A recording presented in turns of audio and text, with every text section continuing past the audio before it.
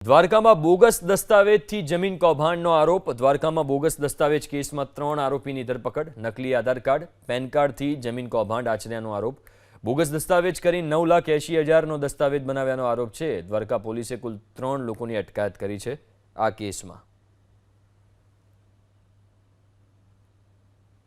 અમુક private residential survey number જે હતા એ જમીનના માલિક ગોરધનદાસ કાલુમલ રામરાખાણી હતા, જેમના નામનું ખોટું ચૂંટણી કાર્ડ ઊભું કરીને તેમજ પોતાની ખોટી ઓળખ આપીને આ કામના આરોપીઓ ભગવાનજીભાઈ રામચંદ્રભાઈ જોશી, રાજાભાઈ વેજાભાઈ ખાંભલા અને કિશન રજનીકાંત અસવાર, આ 3 આરોપીઓએ સુયોજિત કાવતરું રચીને આમના બોગસ દસ્તાવેજ ઊભા કરીને આ જમીનનું વેચાણ કરેલું હતું।